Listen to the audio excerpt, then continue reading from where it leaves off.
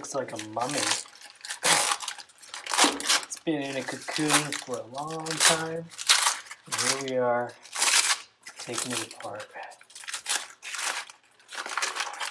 A little dusty, but you can see it's nice and red.